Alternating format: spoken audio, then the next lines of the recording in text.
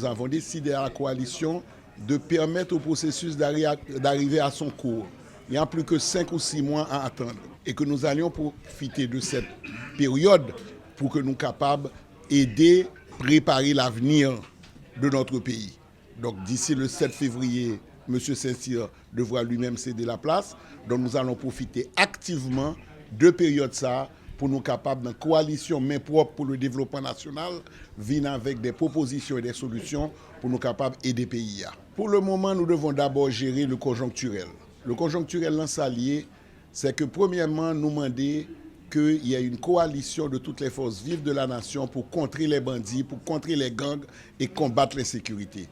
Tout le reste est secondaire par rapport à cette obligation que la population haïtienne a pour faire face à l'insécurité. Deuxièmement, nous demander il faut un contre-pouvoir à l'exécutif. Quand nous sommes là pour construire, nous pas dans coalition, nous pas des politiciens qui cherchent poste, qui cherchent job, c'est pas ça nous y est, c'est pays nous est. Parce que nous n'avons pas besoin de quoi que ce soit, c'est notre pays que nous privilégions.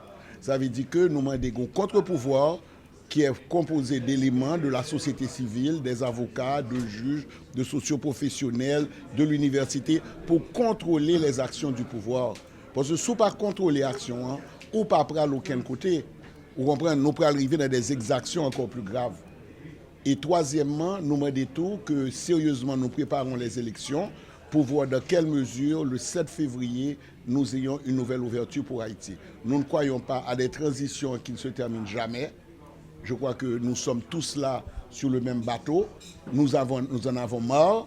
Nous voulons rebâtir notre pays. Comme la coalition dit, nous devons être comme les Bahamas, comme la Dominicanie, comme la Jamaïque. Donc, on résout le problème interne nous pour nous capables de commencer à bâtir le pays, pour nous bâtir tout le monde un devenir pour Haïti. Les élections sont capitales pour nous. Nous voulons des élections dignes du peuple haïtien et que le peuple haïtien choisisse lui-même qui ça cap bon pour lui. Je vais quand même dire un bagage sur M. Saint-Cyr, puisque c'est l'ordre du jour. Et M. Saint-Cyr est un des 9 membres. Et ils ont fait une présidence tournante. Qu'on sait tout par M. Saint-Cyr pour le prendre présidence CPTA. Moi, écoutez, problème non y est. Lorsque c'était l'autre qui fait, pour qu'ils connaissent M. Saint-Cyr pour ne pas voyer pied. Ça ne fait pas de sens.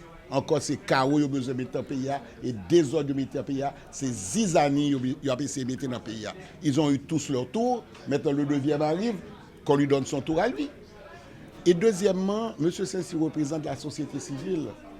90%, alors pas la société civile, excusez-moi, le secteur privé, 90% de la population haïtienne fait partie du secteur privé. C'est à peine 10% qui fait partie. M. Saint-Cyr est un des 9 membres. Et ils ont fait une présidence tournante. Qu'on sait tout par M. Saint-Cyr pour le prendre présidence CPTA. Moi, écoutez, problème non y est. Lorsque c'était l'autre qui fait, pour qu'ils connaissent M. Saint-Cyr pour ne pas voyer pied. Ça ne fait pas de sens. Encore ces chaos qu'ils ont besoin de mettre dans le pays et désordre de mettre dans le pays, c'est zizanie qu'ils ont essayé de mettre dans le pays. Ils ont eu tous leur tour, maintenant le deuxième arrive, qu'on lui donne son tour à lui. Et deuxièmement, M. Saint-Cyr représente la société civile.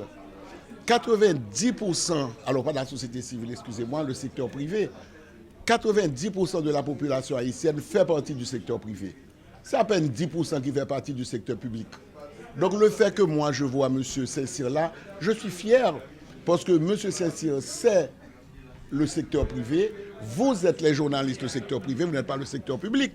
Les professeurs, les marchands, ceux qui vendent, ceux qui construisent, nous sommes tous le secteur privé. Et nous représentons 90% de cette population. Donc maintenant, c'est notre tour d'avoir un représentant de ce secteur privé pour voir ce que nous pouvons faire. Très souvent, on veut faire l'amalgame entre les oligarques politiques, les oligarques économiques et la société civile.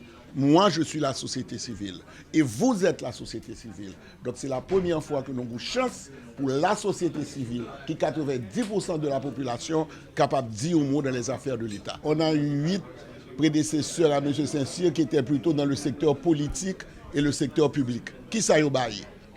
Nous toujours aimé faire des procès d'intention. Attendons voir pour savoir ce que M. Saint-Cyr va donner. Vous comprenez, comme je l'ai dit, il est le secteur privé, comme le docteur Laroche, comme vous les journalistes. Donc, on fait un contre-pouvoir, ouais, moi, dit tout à l'heure, un contre-pouvoir pour contrôler ce qu'on le fait là. Et avec ce contre-pouvoir, nous sommes capables d'aider, faire pays avancer.